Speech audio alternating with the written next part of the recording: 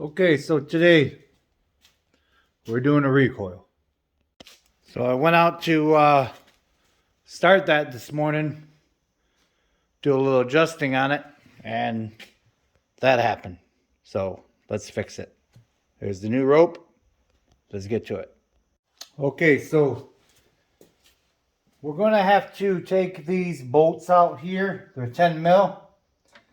I'm not going to show that. I'm sure you know how to take bolts out. There's also 2 Phillips screws right here for the ignition coil. So I'll bring you back when I get that off. So once you get these bolts out all up top, there's going to be some down below.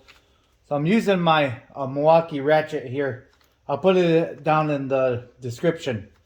I like this tool because it can get at those tight spots.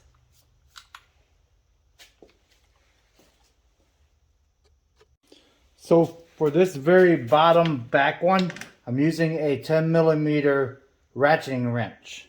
You can pretty much get these anywhere. Well, it's kind of a good thing that recoil broke. I wouldn't have seen that. I should have took that apart when I got it, because I know here in northern Michigan there's always mice trying to get into stuff. And that right there, guys, will overheat your motor and blow it. So let's take this outside and clean that out. All right.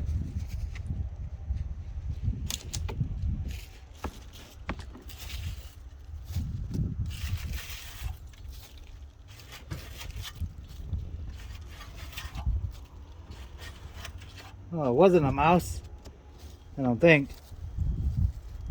It was just been sucked up through the, because it's air cooled.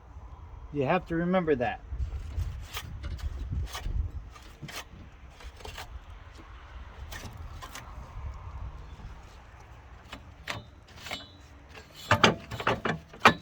Let me get some compressed air and I'll blow it out. You don't need to see that.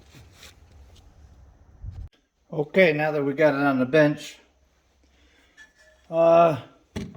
there's still some cord left in there. Let's see if we can dig it out here. There she goes. Ah. All right. So let me set you up better, kind of like an overhead view here. Okay, so we're gonna dig the old line out here real quick. Get a pick or a screwdriver, it don't matter. Just don't pry against that plastic too much, you know. So there we go. Now what we're gonna do, we're gonna match this cord up with the new cord. So nice and simple, lay it out flat, you know. Okay, we're going to take the end after we get done cutting it.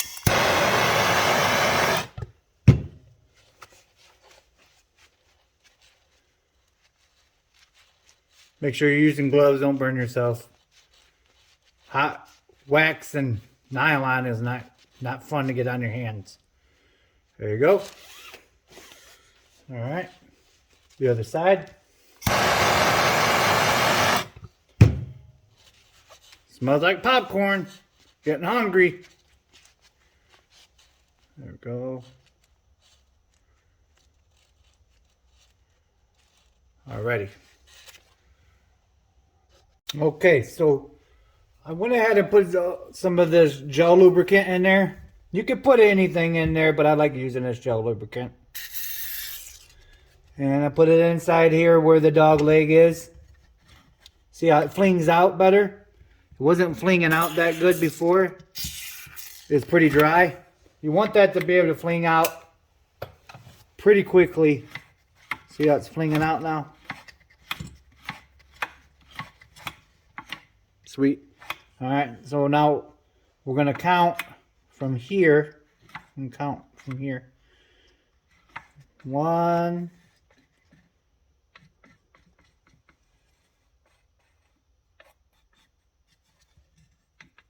We'll try 2. Okay, it's not too many. We can always go back, but I like to try to count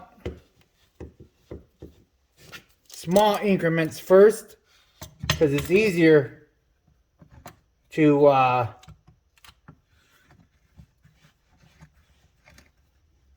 you know, to go back instead of forward. So, well, you get it. You know, if you go too much one way, you'll make the spring fling out. So now, people do it differently. I do it like this. I go through here first. It's kind of easier for me.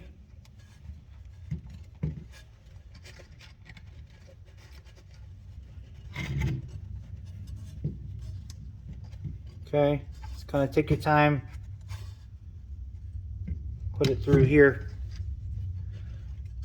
It's going to be a little bit of a tight fit when it goes through that sleeve, but just be patient. Kind of take your nail or a pick if you don't. There you go, just like that. All right, so bit of right about there. Make a nice knot. You know, some people double knot it. Let me go get a wrench real quick. I'm a wrench, a pair of pliers, and I kind of like, you know, just real tightly. Okay, hold one end and the other. Just kind of, you know, make it really tight.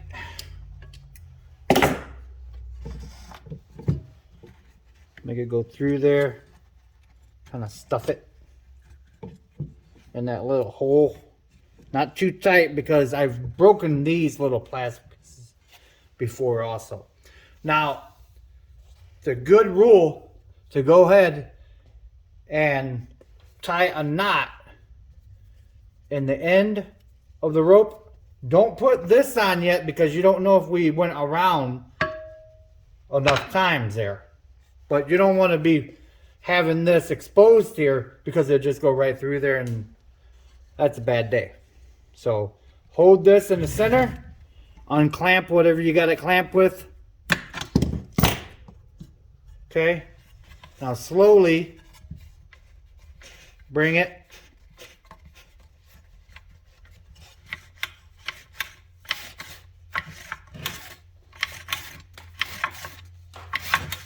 okay, obviously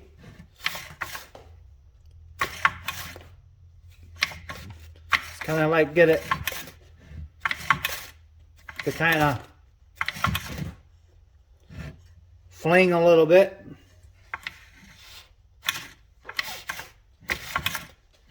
Work it a little. Let that spring, that lubrication and all.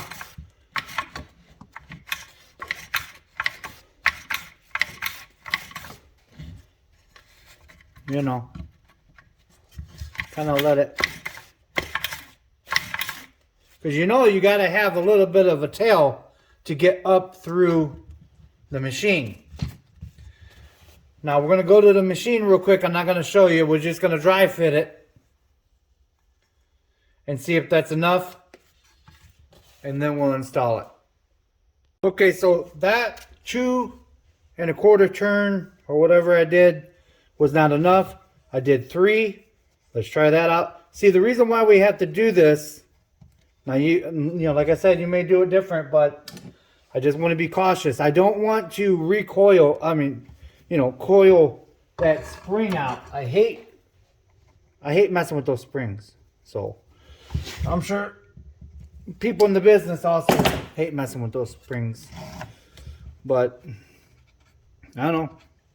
Maybe you like it. I don't know. But I don't like those springs at all. Alright. So, like I said, when you get done, put a little knot in it so it doesn't go all the way through. Okay. Alright. Hold it like this. Unclamp your thing again. Go back and forth with it. All right. Okay. I'm gonna go put it on the machine. I'll bring you back. Okay, so before I put these bolts on there, I'm gonna put a little bit of anti-seize on the tips of each one. Just so if I have to do it again, it was a little bit of a bear getting these ones off, so just a little bit, nothing crazy. So when you put them in, screw them down hand tight, and then go in a crisscross pattern to tighten them up. Okay, so as you can see, the new pull cord is in, nice and tight to the plastic there. Yeah, that's gonna do it for today, folks. Remember, it's just nuts and bolts, and God bless.